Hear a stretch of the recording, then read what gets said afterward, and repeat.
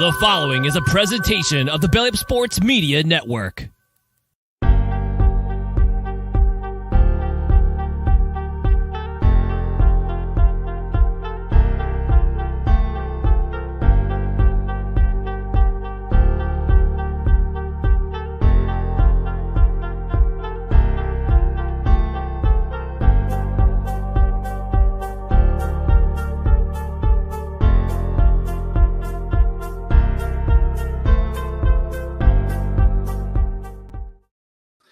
And good evening, everybody. Welcome to another edition of the ACHA Power Play, February the 7th, 2023. So you know what that means. We are 37 days away from puck drop in the 2023 National Championship Tournament just outside of Boston, Massachusetts, at Marlborough, Massachusetts. It's going to be a wonderful time. It's going to be a lot of fun. Can't wait to get there. We got a lot of hockey left before that.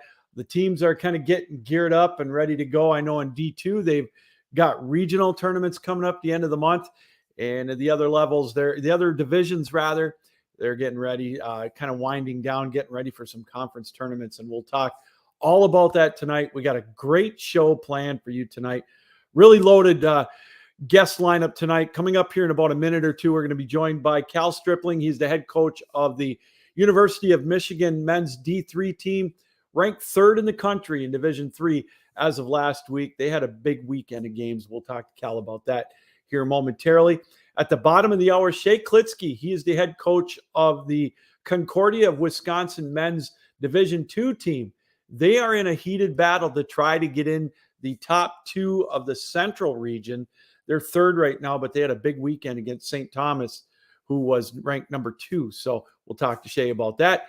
And then last night, I had a chance to talk with Jason White. He is the head coach of Midland University's women's D1 program. They are ranked, I believe, 4th in the country in Division I in the women's. And so all these teams are looking to kind of make their way to Boston. I know they got a lot of hockey ahead of them, and they don't want to talk about that. But I know they are getting geared up for that, and that's in the back of their minds as well. But without any further ado, let's bring in the head coach of the University of Michigan, that being Calum Stripling. Cal, thanks for taking time out tonight. How's everything going? It's going very well, Lou. Very well. Yeah. How you doing? I'm good. Well, great weekend for you guys this weekend. Yeah. 2 big wins over Saginaw Valley, and then you had a Sunday game against Adrian. 3 big wins. Great to keep the momentum going. Absolutely. Yeah. We've just come into 2023 really hot, and it's still going, and we're just kind of riding the wave of just being a great hockey team right now. It's good to see. You know, you guys have been kind of climbing up the rankings throughout the year. I've noticed it kind of a slow climb at the beginning of the year, but very gradual. What's been the secret? Yeah, kind of similar to last year too. Just a slow start, some growing pains. We have 12 new guys on the team this year. So, with that, it's always going to be an adjustment period. It takes a little bit to get warmed up to the ACHA hockey. But yeah, it seems like everybody's kind of settled in here, and we're just playing good hockey right now. It's great to see. Oh, absolutely. Now I have to ask you, last year, you got one monkey off your back. You made it through the semifinals, man. And I got to tell you, that game against Grand Valley was one of the more exciting ones. I mean, both those games in the semis, but then you ran into Hope, a nemesis of yours. Tough game to lose, but have you guys used that as motivation this year? Yeah, I definitely think it's like in the back of everybody's mind right now. There's really just one goal that this team has right now, and that's just getting one game further than we were last year. One win further, I should say. But yeah, last year it was tough. It was a good learning experience for me. And then I think just a lot of great experience for the guys on the team as well to at least get that far, So I know this year, I took a look at your roster, and the stats. You've had a lot of balanced scoring this year, man. It's got to make it easier for you as a coach, doesn't it?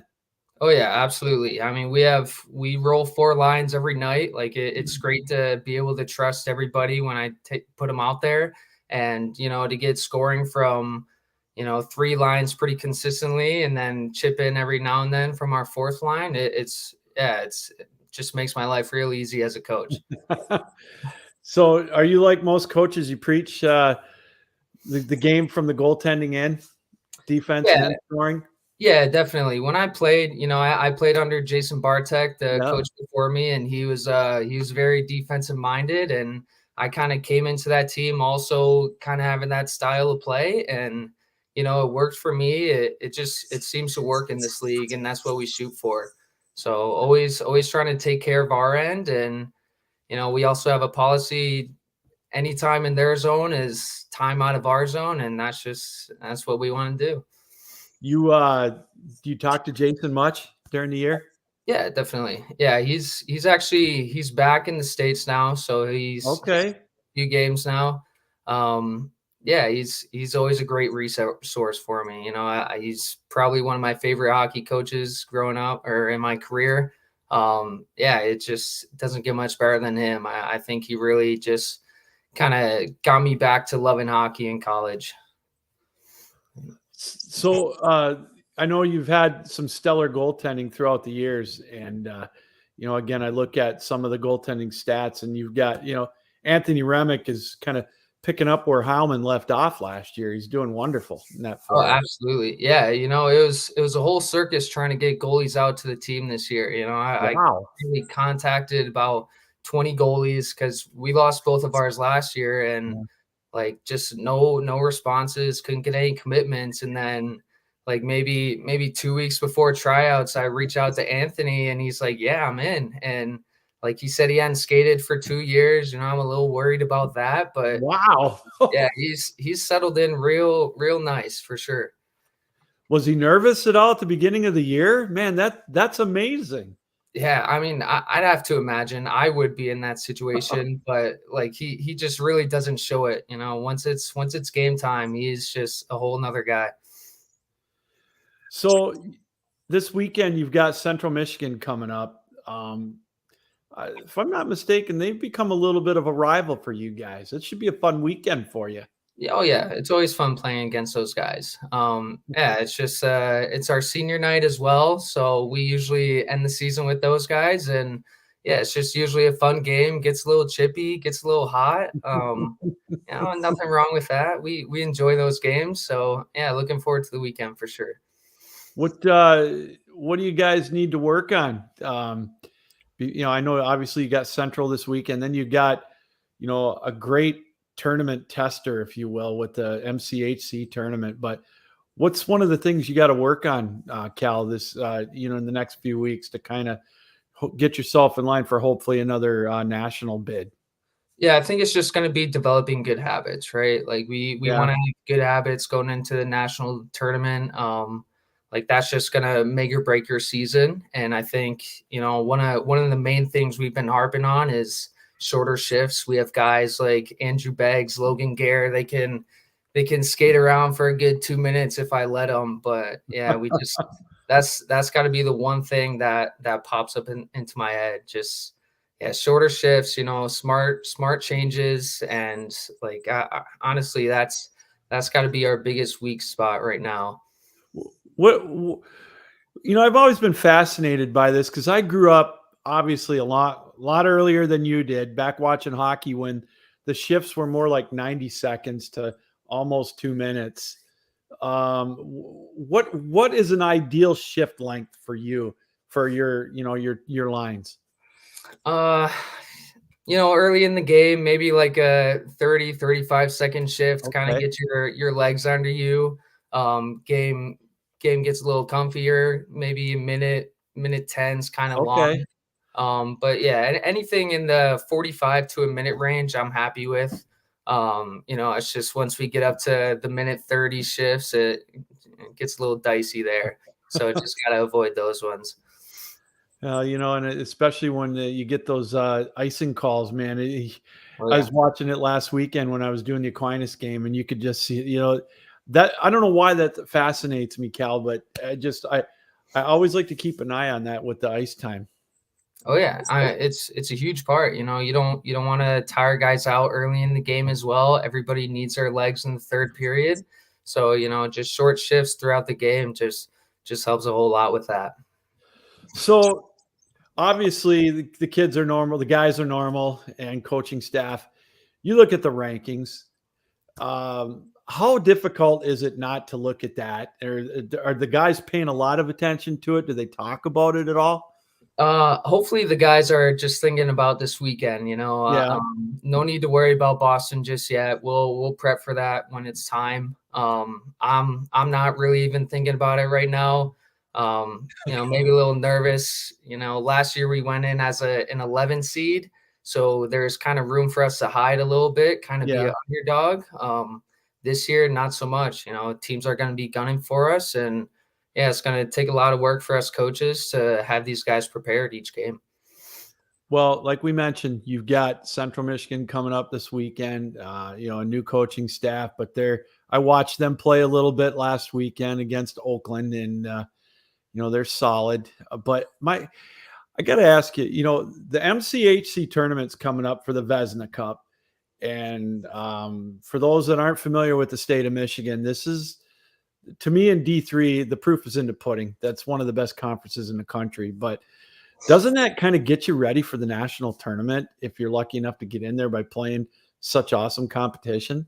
Oh, definitely. Yeah, you go into the tournament playing games against like Grand Valley, Hope, Saginaw. Like you get these good teams under your belt going right into nationals. It's kind of like nothing changes. It's like the quality is going to stay the same, and you kind of get used to that high quality of hockey.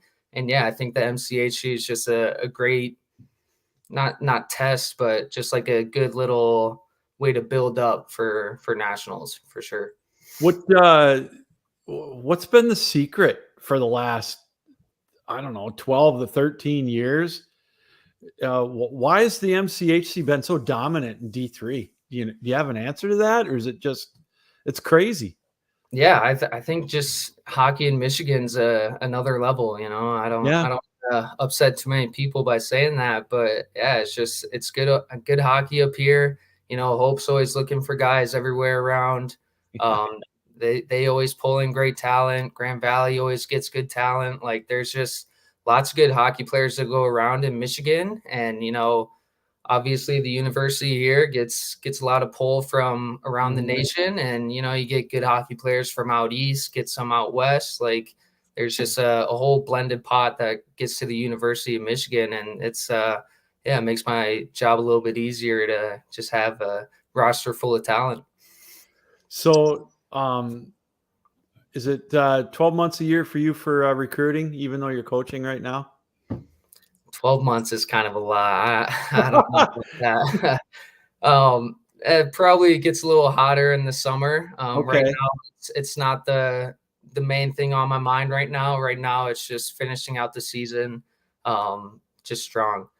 So yeah, once the season ends, I'll be a little bit better with the recruitment. But yeah, for right now, just trying to stay in the moment, enjoy this ride that we're having right now, and try to be prepped for Boston in March. Now, one more recruiting question. Is there like certain parameters that you guys have where you can't talk to kids? Not really, Okay. We have our website right now that guys just like put in basic information. Oh, okay. It's just saying, hey, I'm applying to Michigan. This is where I played last year, and just kind of gives a little small breakdown. And just from there, it starts a little conversation between me and them, or some players and them. And just from there, it's like, it kind of just develops into a relationship. And then, get coming into the next year, like they're a little more comfy at tryouts. And yeah, it's been a good process so far, recruitment. So we're joined by Cal Stripling for a couple more minutes. He's the head coach of the University of Michigan at the D3 level, currently ranked third in the country in Division III. Cal, we know you played, you mentioned it, under Jason Bartek. What was the toughest transition from playing to coaching? Oh, you just miss being out on the ice. That's the main thing, 100%. Yeah, you kind of you lose the talent you had a little bit, but yeah, it's just it's hard to watch hockey, when you're used to playing growing up. Like it's tough to be on the sidelines watching, like if you're a scratch in a game, it's hard watching. Like you'd rather just be out on the ice, and that's for sure been the toughest adjustment. I just want to go out and show these guys what I'm talking about for a second, but don't really get that chance. Do you play at all anymore? Like in any kind of rec leagues or beer leagues or anything like that? Yeah, maybe we'll get that going in the summer. Hasn't really Yeah. happened yet, but yeah, it's a busy schedule right now. I can imagine. Now, you mentioned it was a learning experience for you last year in St. Louis. It's a different kind of butterflies, I bet, for you as a coach now, huh? Oh yeah, 100%. Yeah, absolutely. Yeah, hadn't had much national experience as a player and as a coach, like obviously even less last year. But now that I have last year under my belt, like I can go into Boston, know what we need to do, know what we need to focus on, and yeah, looking forward to it this March. So from just making that transition to coaching, from the administrative side, how long did it take you to kind of get used to doing that stuff? Oh, it took I'm still getting used to it now, I would Yeah. say. Last year, Jason Bartek was just helping out a lot behind the scenes for me. And that just helps build my confidence, kind of figure out what I'm doing as a coach. And yeah, the admin stuff's just kind of come a little more natural this year. And I'd assume it'll be even better next year. But yeah, having Jason help out with that was just so huge last year. I couldn't imagine coming in blind and trying to work a schedule for next year, and all these little small administrative things you have to do. So yeah, glad to have him helping out. Well, Cal, I appreciate you taking time out tonight. This has been fun. Good luck this weekend against my alma mater. Take it easy on them a little bit, maybe. My Chippewas. But in all seriousness, keep up the great work. It's fun watching you guys from afar, and hope to see you in nationals. Good luck at the MCHC tournament. I know that's always a dogfight, and hopefully we'll see you in Boston in about 5 weeks. My God, it's coming fast, isn't it? Sure is. Absolutely is. Yeah. Thanks for having me, Lou. I appreciate it. All right, you bet. Good luck. Cal Stripling, head coach of University of Michigan at the D3 level. They are got a big weekend set against Central Michigan University. Last regular season weekend for them. It's crazy. We talk about this all year. It seems like in September when we start, the new season of the podcast, we got 6 months to go. Boom, we're 5 weeks away. That's it. And then we've got the national tournament. But for the teams in Michigan, they've got the regular season coming up this weekend, finale for most of them, maybe another weekend. And then it is the conference tournament for them. And, Cal mentioned it. You've got Saginaw Valley, who's, making a comeback. They were dominant back earlier in the decade, or about 10, 12 years ago, when they won back-to-back. You've got Hope, the two-time defending national champs. You've got Oakland making a comeback. Calvin's there. Grand Valley, who Michigan played last year in the semis, and of course in 2019 in the semis in Dallas. And so, it's good. That is a great tournament. If you're in the Michigan area, over in the Grand Rapids area, if you get a chance, check that tournament out. It's quality hockey, and it's good. Like he said, it's a good way to get Michigan, or get the teams ready for the national tournament. Let's take a look at the rankings in Division III while we can here. Actually, we might even be able to work our magic here. Let's see if we can't get those D3 rankings up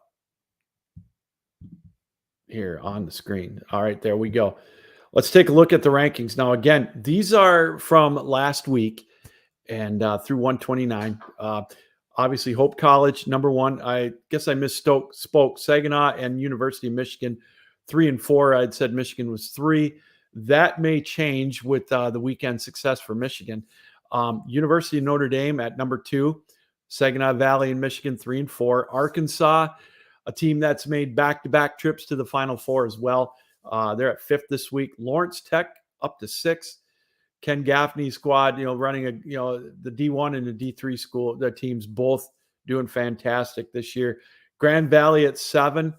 They had a big weekend set with Hope College last weekend. So there you go. They'll another one of the MCHC teams. That's 4 in the top 7. Then you got Purdue at 8. The Air Force Academy, which has made frequent trips to the national tournament, they're at 9. Missouri State at 10. Then Florida Gulf Coast at 11. Another team that has had a lot of success over the years at the D3 level. They're at number 11. Missouri at 12. Indiana at 13. Oakland, we talked about them. They split last weekend with Central Michigan winning each other at their home ice. So they're at 14. Miami at 15. And Calvin right on the edge at 16. And we'll see how they fare with the next rankings. Central at 17. Nebraska at 18. They seem to always find their way into the national tournament as well. So, again, the key here is the top 16 teams in the national tournament. They make the top 16 teams in the rankings make the national tournament. And basically, once they did away with the D3 rankings or the regionals, which I know for a lot of the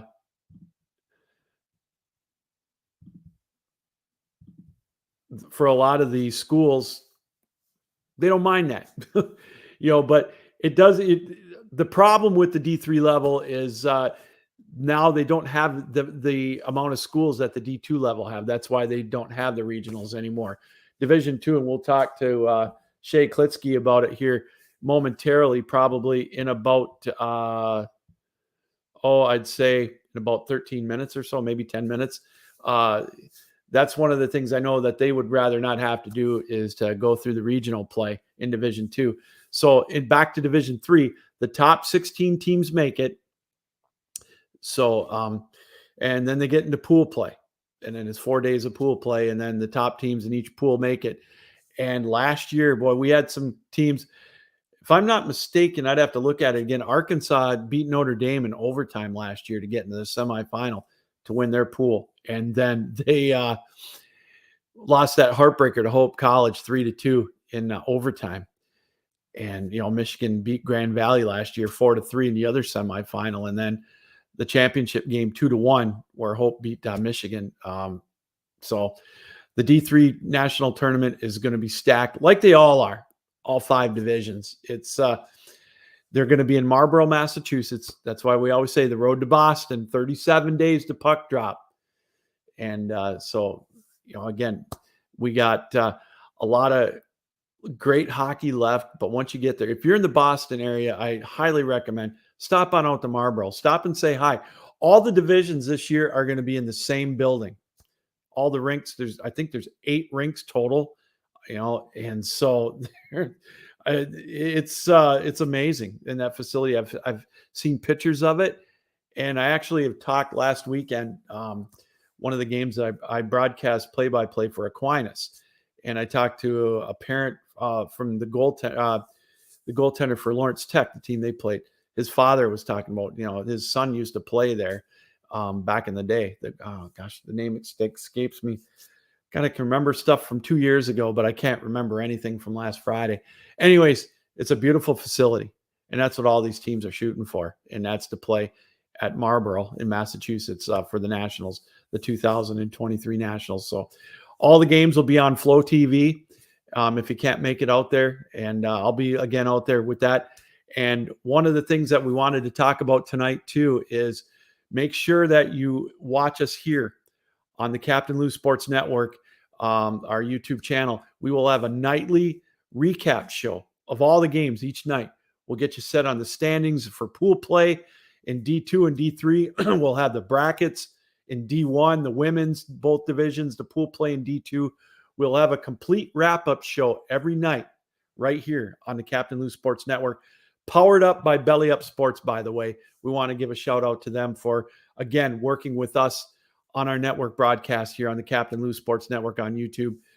Without them, this wouldn't be as possible. So we want to thank the folks at Belly Up Sports for letting us be part of their network. But anyways, the 2023 National Tournament, the games will be broadcast on Flow TV. Our wrap-up show will be each night following the last game, approximately 11:30. But you'll be able to see the recap show, all the archives on the Captain Lou Sports Network, and it will be on the ACHA Hockey website as well, achahockey.org. Check that website out too for all the information for the, where to stay, some of the hotels in the area. The brackets will be on there as well. It's a great website. Check it out, achahockey.org. We want to thank Cal Stripling for joining us tonight, the head coach of Michigan's ACHA men's D3 team, again, ranked third in the country.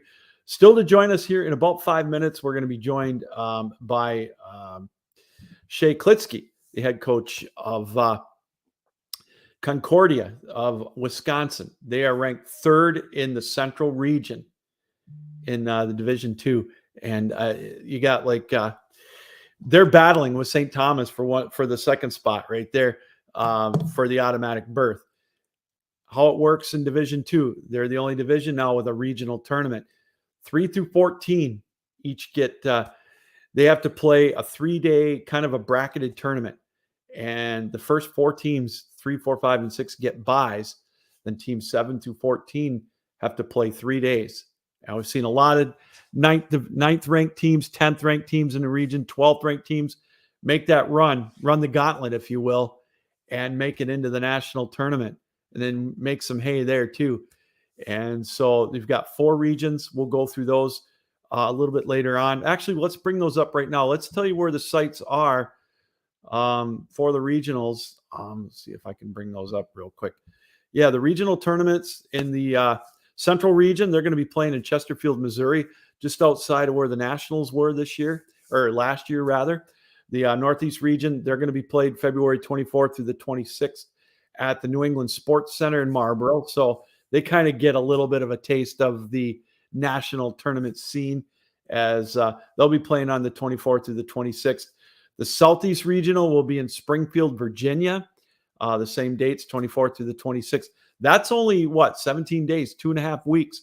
And then February 23rd through the 25th, the Salt Lake City Sports Complex. They're going to host the West Regional. So again, how it works is the top 2 teams in each region, they get an automatic berth to the Nationals. They don't have to sweat it out, that potential of having to play 3 games in 3 days just to qualify.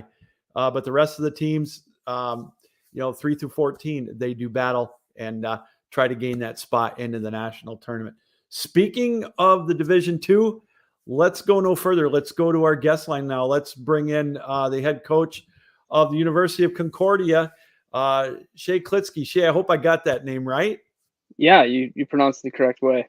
Hey, 1 for 1 tonight. How about that? Hey, good. Shea, welcome to the program. How are you doing? I'm doing good. Thanks for having me. It was cool to get reached out to chat about ACHA and our team here at Concordia. Well, you guys are doing good. You had a good weekend this weekend against St. Thomas. I know you went to a shootout, I believe, but a team that you're kind of, we talked about a little bit earlier, you kind of neck and neck almost for that automatic berth in the Central region.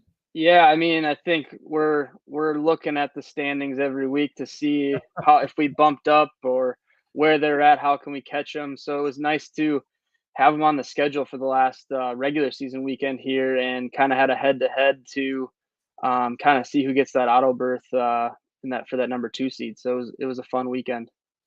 So I got to tell you, it's funny is all the years I've been doing this, starting with back in 2016 doing the show, back when D3 had regionals too. And so D2 and D3 with the regional tournaments. I only had one coach tell me that they didn't mind having to go through the regional tournament. Don't tell me you're number 2 and you'd rather tell me that you'd rather have that automatic bye. Yeah, we're hoping for that. We want the easy path if possible.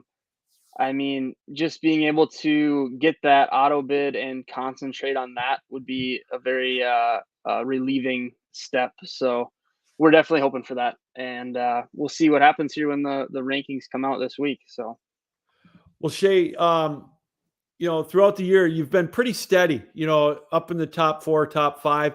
It's been a good year for you guys. What's been the secret to keep that momentum going throughout the year? I mean, we got a really good group of guys. We talked at the beginning of the year. We set goals. We set how are we going to get there, and we've kind of stuck to the plan. The goal was to get to that national tournament, and we talked about success as a team is going to be how our relationships is as a team, and not just on the ice but off the ice. And the group has really clicked, and they've kind of stayed with that all the way through. So there's been obviously tough games, and then there's been games that have really gone our way, and through both different types of adversity, that they've been kind of steady throughout the whole thing too. Shay, that's a great point you brought up about sticking together throughout the year. You obviously that with good teams, they got the chemistry, and I don't think that gets talked about enough, how big that is, to pick each other up when you might have a down game or a down period. And it sounds like that's prevalent with you guys.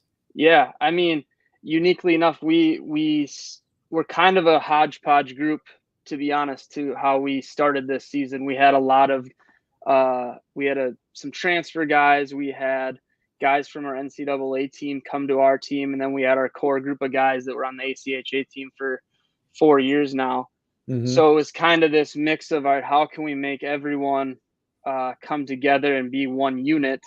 And it happened pretty fast. And I think being able to do that with not having 4 years together, where some of these teams, they play together with the same guys for 4 years, we kind of put this group together, and it's worked. So it's hats off to the players to kind of come together, really just playing 1 year as a full unit. So, well, I gotta ask you, I look at your stats, and on the offensive side of the ice, oh my goodness, I mean, you guys are putting some points up, man. It's incredible.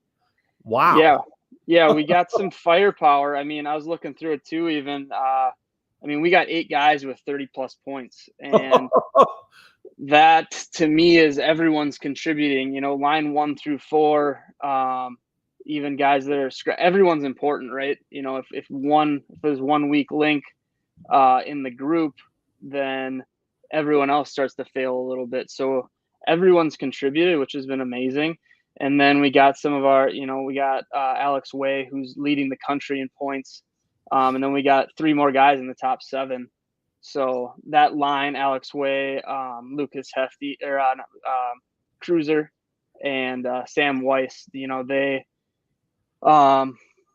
started playing together a couple games in and just have clicked. And it's been kind of they've had some big shows in certain games. So. Well, the other thing too, I noticed, Shay, is you got a couple of defensemen that are putting points up too, Thomas Dybel and Rick Stodker. Yeah. I mean, that's equally as impressive for me too, that you can count on that in the back end. Yeah, those 2 guys, they play both ends of the ice really well, and they can get on rushes that just add offense. So when they can get the puck in some space, they definitely are an offensive power at the same time as their defensive play. So we're joined by Shay Klitsky, the head coach of Concordia of Wisconsin, the ACHA men's D2 head coach. They're currently ranked 3rd in the Central Region in Division II, and we talked about it before Shay came on. The importance in D2 with them having the regional tournaments. Obviously, the goal is to get to the top 2, and we talked about that. Shay, with teams that have a lot of firepower like that, sometimes you don't see the goaltending, and that's not the case with you guys. You've had some really solid goaltending throughout the year, led by Mac Willie. I mean, 2.79 goals against, and your save percentage, you guys are about 920. That's impressive. Yep. Yeah, Mac, he's been he's kind of been the backbone of this team for all 4 years that he's been here. The kid can stand on his head and win you games. So I can't speak highly enough about him. The way he plays, his work ethic. He's a quieter human, so it's more lead by example type guy, and he does that every night, and it just gives the team a confidence, right? Like you're playing behind him, you can win. So I think that's huge. Where the guys, there's no hesitation with what's behind them, and he's just solid every night. So you got a weekend games left. I just saw the acronym HAP. Talk a little bit about that. Is that a conference that you're in, or is that just like a weekend or the HAP Cup? It's I honestly don't know what the HAP Cup exactly is. It's our NCHL conference tournament. Oh, okay, all right. So that is just what we play for in our division. Okay. So yeah, it's a weekend tournament where we get seeded based on where we finish the conference, and then we kind of play it out for one weekend to see who wins. Oh, so it'll be a good test for you guys to before postseason stuff begins then. Yeah, no, it'll be fun. I mean, you're playing for a cup, you want to win a cup, so it'll be a fun weekend. Kind of like here in Michigan with D3, they have the Vesna Cup for their conference. Now we talk about it. Obviously, your goal is to get in the top 2. Do the kids see that? Do they talk about it in practice before the games? Is it different? Do they get distracted by it at all, Shay? We talk about it a lot. It's the nature. I feel like I mean, this is only my second year as the head coach here, but once you dive into the ACHA, that's everything. Your ranking determines how good you are. So everyone is reading into that, and it's a mathematical equation that we all don't always understand. So everyone's looking and kind of analyzing, but it hasn't been. If anything, it hasn't been a distraction more. It's just something that the boys they're focused on wanting to be in that 2 spot. So I haven't seen it as a distraction, but yeah, definitely paying attention every week. What do you guys need to work on? Maybe if anything to improve on either before nationals or going into regionals if you don't get the top 2? I think every week you have something that you need to look at that you need to improve on based on the weekend's games.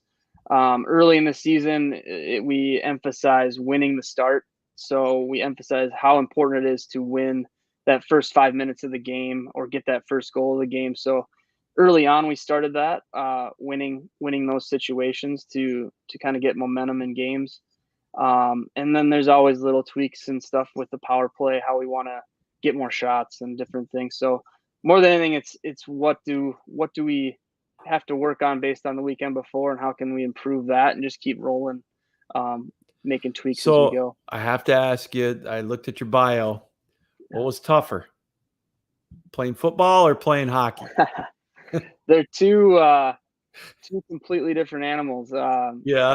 Football is 7 days a week job, watching film, and it's every play matters. Hockey is a flow game, and hockey's easier to be passionate about, I think, though. And it's a love that you'll never lose once you're a hockey player. So, but yeah, they're unique to be able to play both at the college level. It was an awesome experience to be able to play both.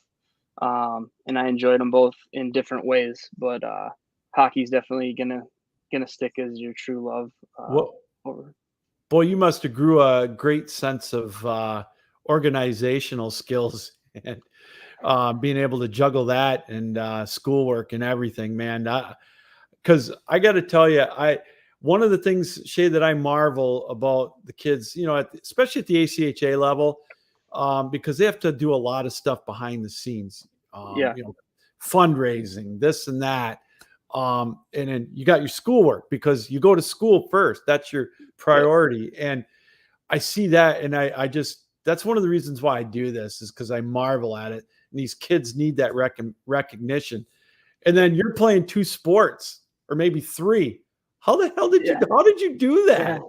Well, I played 2 years of hockey, and then I played 2 years of football. So Okay. it kind of separated itself. But I mean, some of being an athlete in school can help kind of keep you concentrated too. So I think these guys are developing a routine, discipline that's going to help them beyond college. And so I think having sports in your life, especially at the college level, is a major asset to you going into the real world after.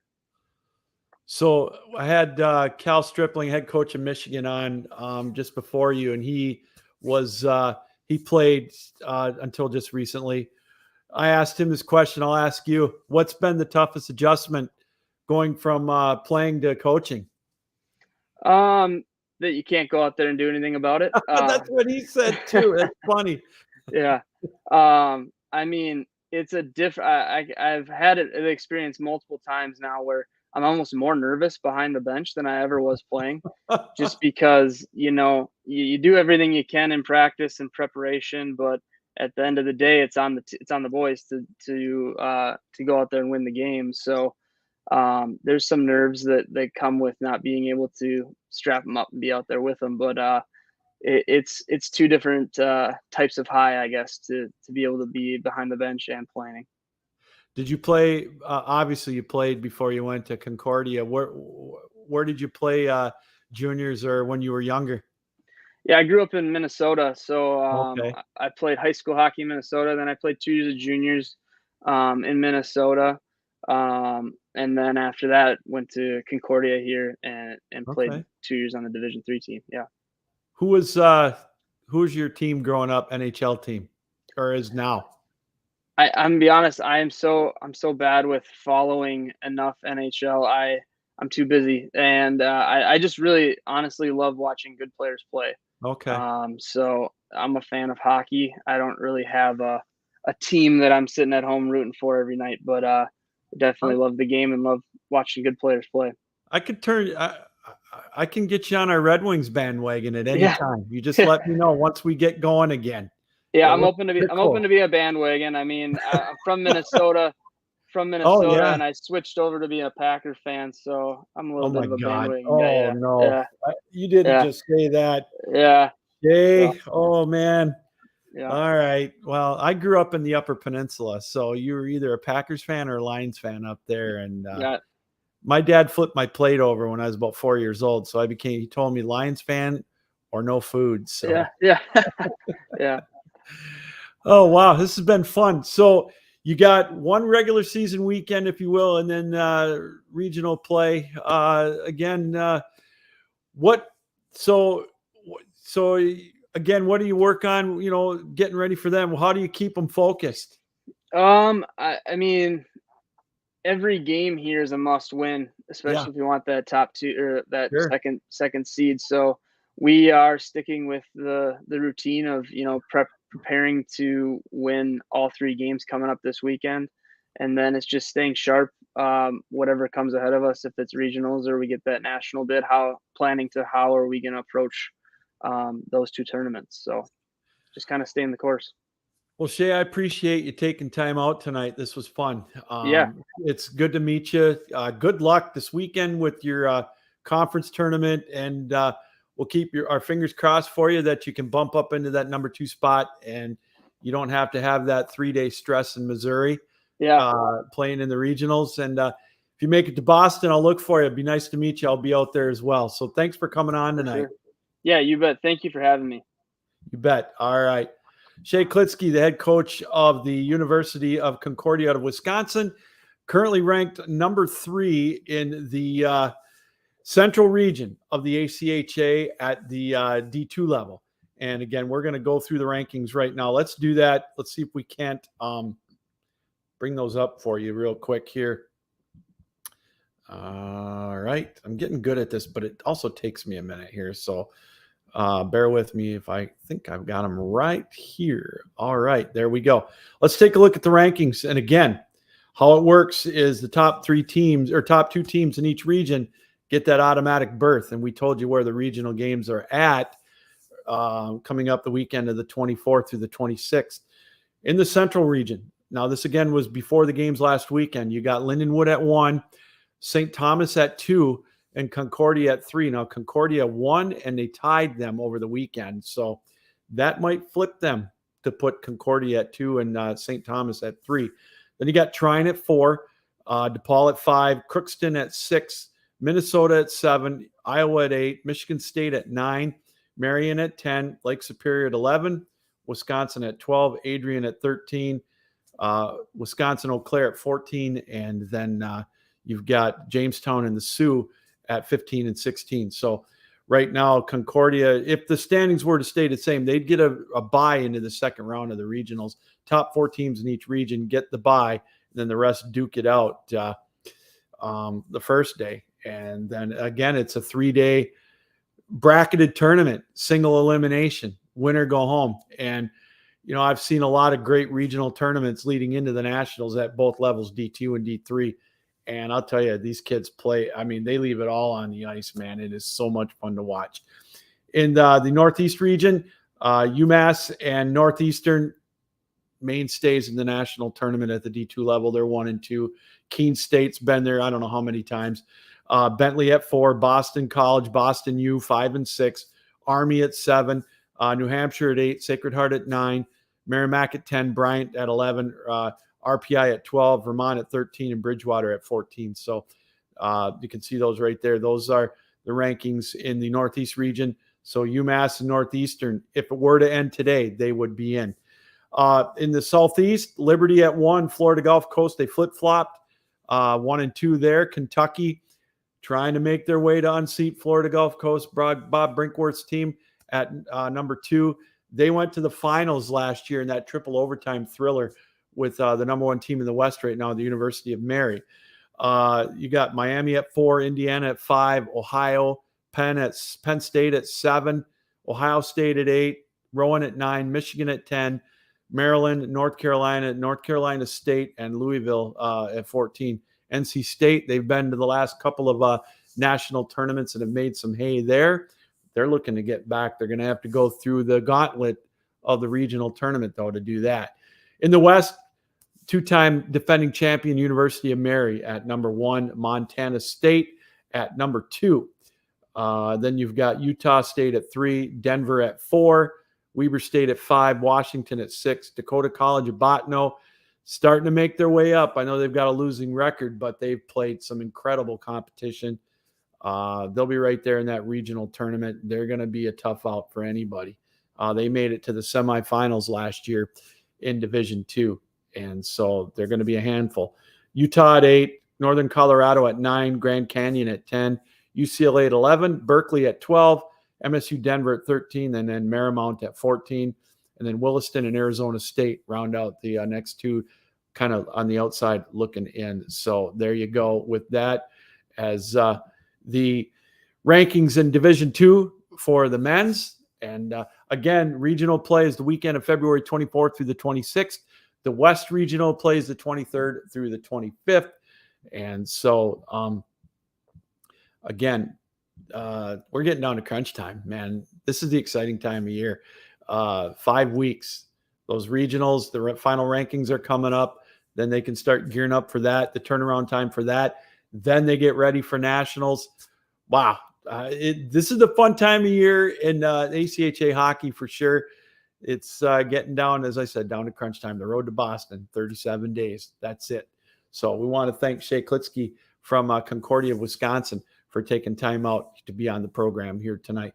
We're going to get to our interview that we conducted yesterday with Jason White, the head coach of Midland's women's D1 program here shortly. This reminder, you're watching the ACHA Power Play, and we're live here on the Captain Lou Sports Network on YouTube. Check out all of our ACHA podcast, Power Play podcast on the Captain Lou Sports Network on YouTube. Subscribe to that. You can see all of those shows, all of our Captain Lou Extravaganza shows as well. And we even did one of the broadcasts for Aquinas against Indiana Tech on our network too. So check that out. We are powered up by the Belly Up network of podcasts. And again, bellyupsports.com. Check us our website out there. We've got a lot of great articles on there. We have a great group of podcasters too. Check us out, bellyupsports.com. And also want to remind you again about our news at the national tournament, as I mentioned, we'll be there. And I'm going to be hosting, along with here, the ACHA Power Play, the nightly ACHA Tonight wrap-up show, National Championship nightly show. After the final game each night, we'll get you up to date on all the scores, all the standings, the brackets, you name it. We'll have all of that for you. We'll get interviews. It's going to be a great wrap-up show. It's March 16th through the 21st. That's when everything commences in Marlborough, Massachusetts at the New England Sports Center. It's a beautiful facility. But we're going to have our ACHA National Championship wrap-up show, ACHA Tonight. It'll be live there. And you can catch that on the Captain Lou Sports Network on YouTube. And a broadcast of that it'll be also on the ACHA Hockey website, achahockey.org. In the meantime, if you want to leave us a comment, follow me on Twitter at RealCaptainLou.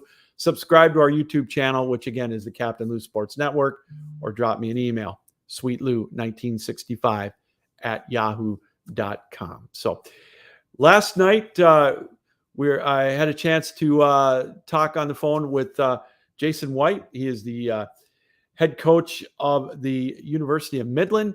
Their ACHA women's D1 team having a fantastic year.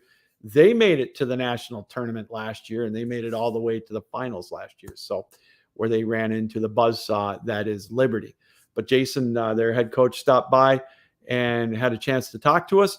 Let's take a listen right here on the ACHA Power Play. ACHA Power Play by the head coach of the Midland Warriors ACHA Women's D1 program, Jason White. Jason, thanks for taking time out tonight. How are you? Great, Lou, and I appreciate you reaching out and giving me an opportunity to talk about the ACHA, especially the ones that I've been doing it for 6 years. Very proud of it, so looking forward to talking a little shop, which is great.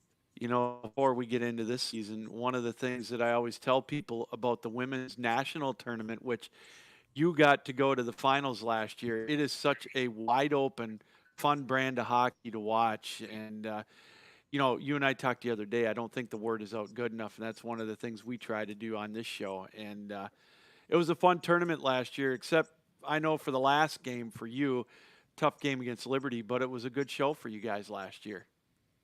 Yeah, it really was. It was a great experience. I remember I took this program over 6 years ago. Ultimately, that was the goal, was to get this team to a national tournament, get them that experience, and then obviously our goal is to win one.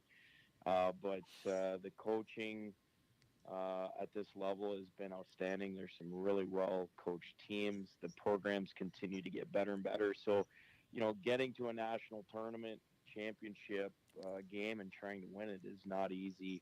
But we have been so thankful. The ACHA does such a great job with the national tournament. Our experience last year in St. Louis was unbelievable. And I always tell Chris this, hats off to Chris Lowe's with Liberty, that he runs such a great program. They're well coached. They got great student athletes, and they're a tough team to beat. So he had a great team last year, and it was a well-deserved win for them. It was tough for us to be sitting on the blue line watching them celebrate. And I remember telling the girls, remember this feeling, and let's take another crack and see if we can get back there next year. So our fingers are crossed. It's not going to be an easy journey. I know our conference tournament is going to be very difficult with our WMCH. It's a tough conference, and then the national tournament is going to be a tough one too. There's just a lot of good hockey teams. Now, Jason, with that conference tournament, now how does that work? Does your conference get an automatic bid this year? So each conference will get an automatic bid. Okay. What we did was we had originally it was 8 teams. The format was 8 teams, and it was basically a best of 3 series between the 8 teams, and then from there you'd play a single semifinal match, and the winners of that would move on to the final. We were able to get that changed to a 10-team tournament.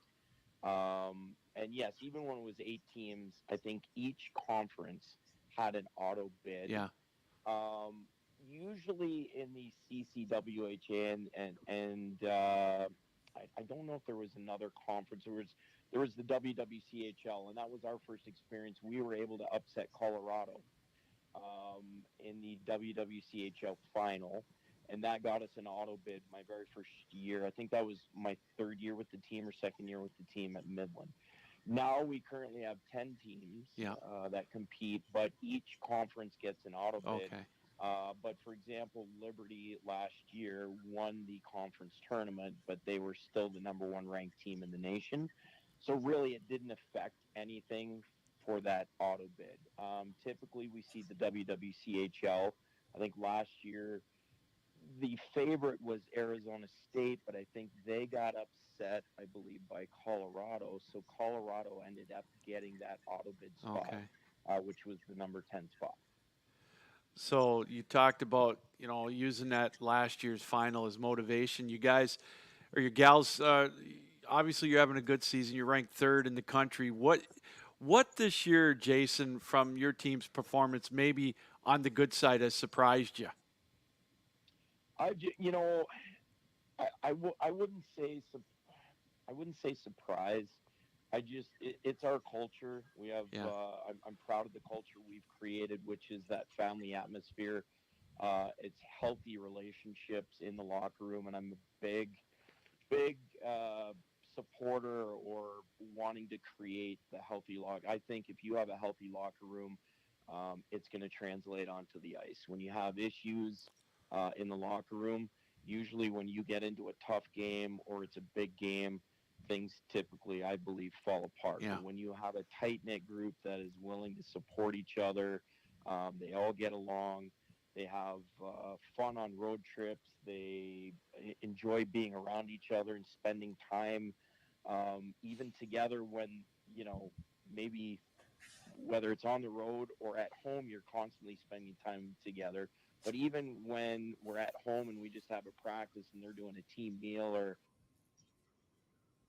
movie, it's amazing just how tight they are. And that's really translated to a lot of success for us. We always talk about no one's bigger than the team. We talk about playing as a team and supporting each other and being happy for each other. And that has just allowed us, I think, to really grow and flourish. But the one thing I would talk about our program that we've instilled is I always tell the girls, no matter what happens, whether we win, whether we lose, whether it's a tie, I want you walking away from the rink, as for me as a coach and for you as a player, knowing that we were the hardest working group, right? So whether it's in the off season, whether it's during the season, whether it's in the gym, whether it's practice time, we are always trying to do more than the other team work ethic wise. I always say this, we might not be the most talented, but if we can compete and work harder than every other team, it's going to give us that opportunity to have some success. And the type of player, student athlete, that I brought in has bought into that, and it's allowed us to have that success. And I'm very proud of what we've created. And I always tell the girls this, a lot of times I feel sometimes in coaching you can get caught up in wins and losses and all of that stuff. But at the end of the day, for me, it's just seeing the girls having fun, having success, and really seeing the, reaping what you sow, right? Which is you work hard, you lay it all out there, and now you get to see the benefits of what you worked for. So for me as a coach, I can't say enough about our group and their attitude and how they come to the rink every day to work. Well, Jason, I had a chance to watch your game last night, or yesterday afternoon, on Sunday afternoon. And what I was impressed the most was the discipline on the ice and your fundamentals. Man, it was fun to watch. Well, thank you. I appreciate that. That's one of the things that, and again, as games have got more competitive and teams have got more competitive, I feel like the evolution of women's hockey, it has become more competitive, more physical. The athletes, I think, are just, quicker, faster, stronger. And for us, I feel like as you continue to climb the ladder and you're a higher ranked team, I always used to tell our girls this when we were competing against the higher ranked teams. This is an opportunity for us to showcase ourselves, right? So I feel like now, with us being ranked a little higher, we kind of have that target on our back. So we're seeing the best from other teams wanting to knock us off, and sometimes those games can get chippy, they can get physical, and for us, trying to be disciplined in those areas where we're not taking retaliatory penalties or being frustrated, and really just sticking to our game plan of how, what our D zone is about offensively, how we play the game. Just trying to stay disciplined to those strategies. And for us, it's worked. I wouldn't change a thing right now with what we have and how the girls do it. It seems to work for us. And it's one of those attitudes or mentalities for our program is it's defensive first, and then the offense will take care of itself, right? If we limit the other team to 1 or 2 goals or less, I'm hoping that we can at least score more than 1 or 2 on the board, and we have a good chance to win the hockey game. So we really take pride in our D zone, and from there we build on it, and hopefully offensively we can get that puck in the net to be able to win a few games. Now, one of the things also that I've noticed about your program or about your team so far this season has been your goaltending. And any coach that I talk to will tell me that it all starts in the back end with defense. Oh, 100. And I look at that, and it's amazing. Yep. The stats you guys, Hannah Stone leading the way with 5 shutouts. Wow, that's incredible. Yeah, I mean, for me, building this program, yes, I had to get a few players that could put the puck in the net, but right. Ultimately, when you're building, I think shaping and molding your program, and whether it's at the NHL level or all the way down at the ACHA level, whether it's men's or women's, I don't think there's any secret remedy. You find someone between the pipes that can stop pucks, and then you build from there. Your defensive core needs to be mobile, strong, fast, and can play a good defensive game. And then you add in your horses up front and forward that can put the puck in the net. But yes, you always start from the net out. I've been very fortunate. I was lucky enough to get Hannah to transfer in. And then I have another, my number 2 is Caleb Bailey. She came from she was out of school in Saskatchewan called Notre Dame Hounds AAA program. And she's originally from Alberta. But between Kayla and Hannah, I mean, I can put either one in the net and feel very confident as a coach that they're going to give us a great opportunity to win hockey games. Hannah, again, this year, her numbers are outstanding. I think I just looked. It was like, she in 17 games, I think she's 14-2-3 or something like that. That's amazing. She's got a 1 point something goals against with almost a 9.50 save percentage and 5 shutouts. And the thing about Hannah, our schedule has not been an easy schedule this year, and she typically sees a lot of the tough opponents, right? Mm-hmm. She's playing the Minot State, she's playing a McHenry, or she's playing Maryville, or she played Adrian.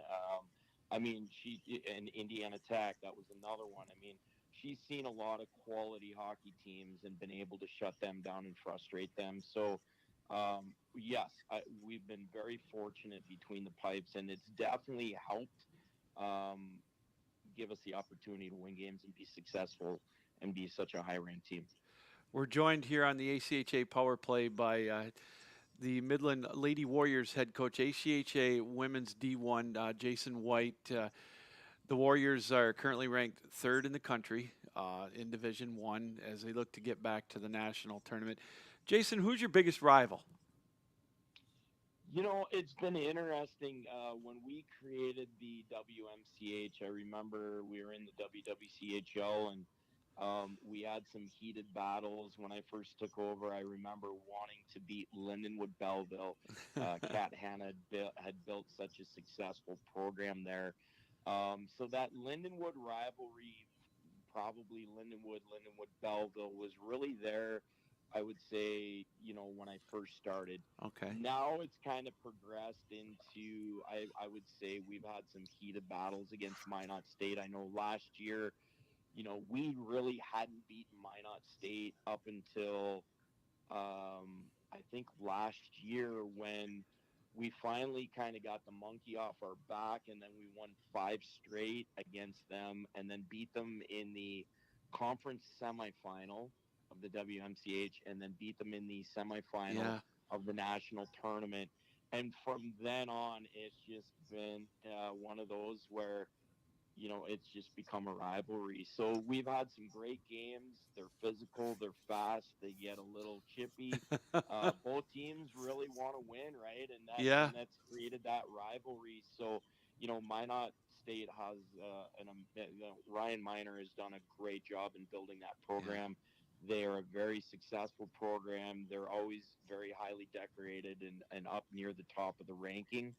So they're a tough team to play against, but our girls have found ways to beat them, and we're really proud of that. And you've got Jamestown next weekend. Then you've got one more weekend set with Minot to end the regular season. So if any of the gals aren't primed for a tourney run, that'll be a good way to get them going, eh? Oh, no doubt. I mean, and it's our senior night on Saturday for the first game when we play Minot. And last year, a little backstory was we went into their senior weekend and we actually rained on their parade and beat them on senior night and then beat them 1-0 in overtime. I mean, or Wow. 2-1 or 1-0. It was a crazy weekend of hockey. Good hockey for us. Maybe for them, they're a little disappointed, but that was part of that building of the Revs. So I guarantee they've got this one marked on the calendar, and I guarantee they're saying we're going to return the favor on their senior night. And they're coming off some big wins, right? Beating Liberty. Yeah. Any team that gets a chance to beat Liberty, I think that gives them some confidence because Liberty hasn't lost many games in the last 4 to 5 years, right? I mean, it's pretty impressive what Chris has done with that program, and what they're about. So I think Minot has some momentum now coming in. So it's going to be a really interesting weekend and should be some good hockey. Now I got to ask you. You played 4 years at Nebraska Omaha, Correct. and then you got into coaching. What was the biggest adjustment, Jason, going from the men's game to the women's game? In coaching and strategy and whatnot. I'm always fascinated by that. Well, for me, I remember, I when I left UNO, I was fortunate enough to volunteer there and get 2 years under my belt and get some experience, and that really got me into coaching. And then from there, it kind of snowballed. I helped with the AAA program here in Omaha, which Okay. is now called, I don't know what they're called, Mastery, but God, I coached that forever on the men's side. And then I went back to youth hockey, it's weird because in Fremont, Nebraska, the rink that we play in, I was actually, we had about 20 some kids. And we built that youth where there was another lady that still runs the rink. Her name is Angie Wiley.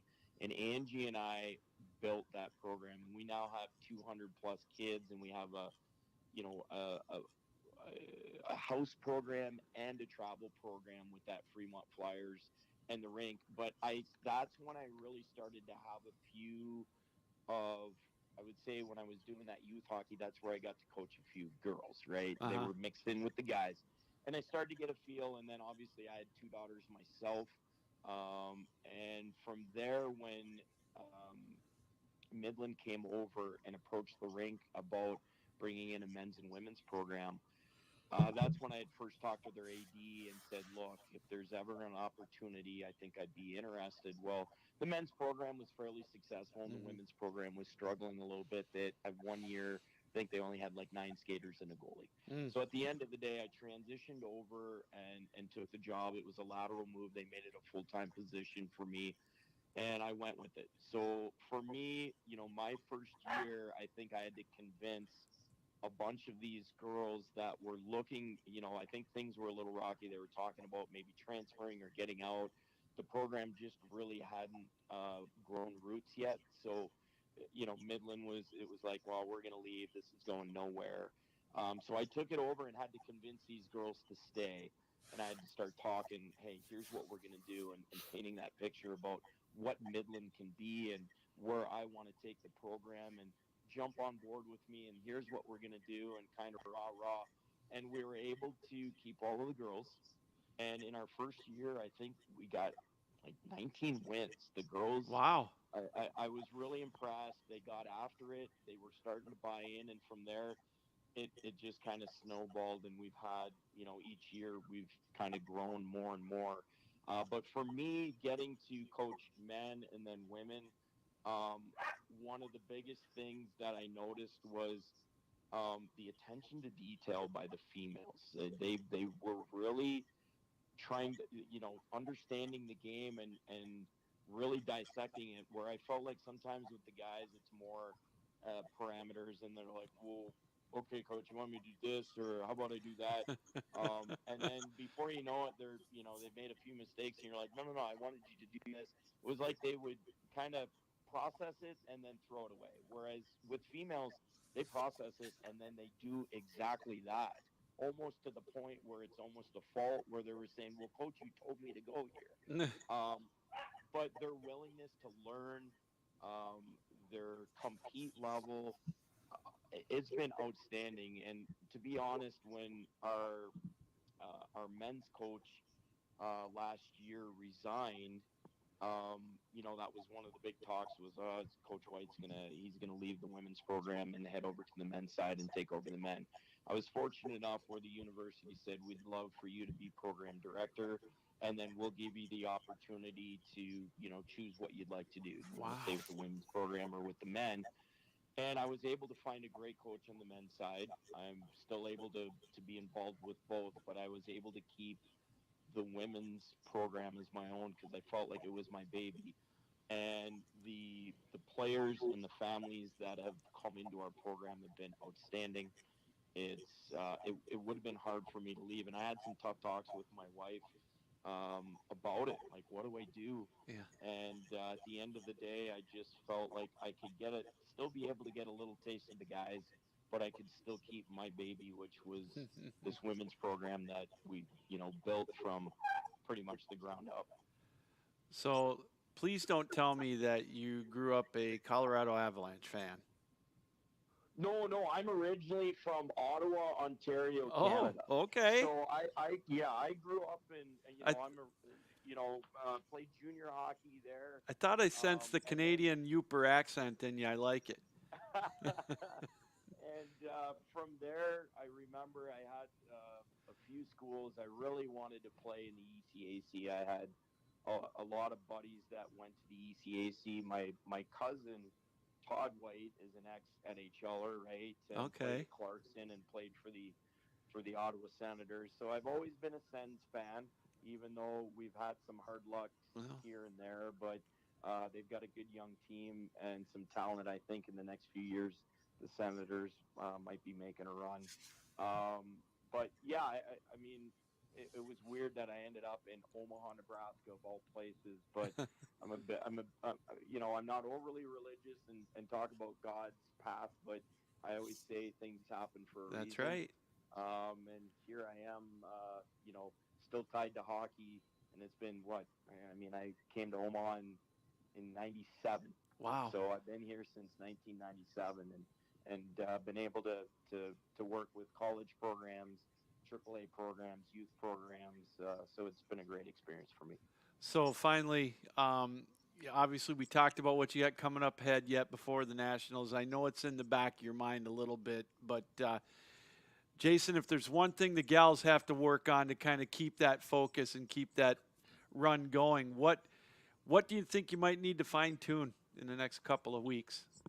Well, our big problem right now, I guess I wouldn't call it a problem, but one of the things that we've been struggling right now is scoring goals. We haven't been able to put the puck in the net. I would say we're probably averaging 35 to 40 plus shots a game against opponents, but we seem to hit the goaltender quite a bit, and I think what we're doing is giving confidence. I think, we had a loss here in the second half to Jamestown, and my hat's off to Jamestown Amber Shack's built in 1 year, has built a very competitive team, and they've only got better.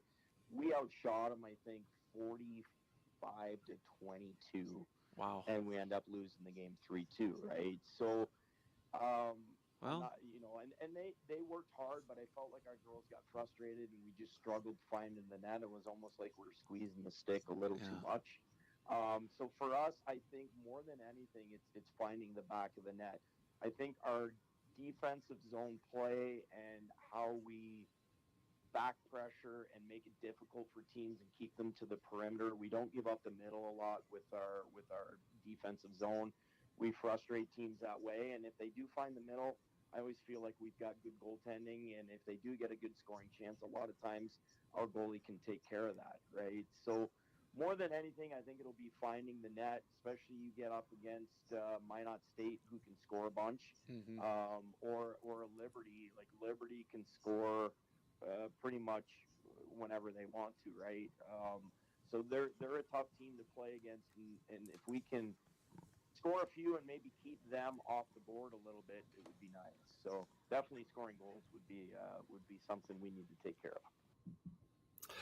Well, that was our interview with Jason White, the head coach of Midland's ACHA women's D1 program. And again, they're ranked third in the country right now in Division I for the women. And they're in a pretty good spot to make a return trip to Boston. I want to say special thanks to my wife who came down and bailed me out there. You might have noticed I forgot my power cord on my computer yesterday. And boy, she bailed me out in a jam. She gets the assist. She's the number one star for that interview last night. So want to thank Jason for taking time out tonight. Yeah, it's been a great show. Again, we want to let you know that the Nationals are coming up in 37 days. March 16th, they start. You can catch all the games on Flow TV, Hockey TV.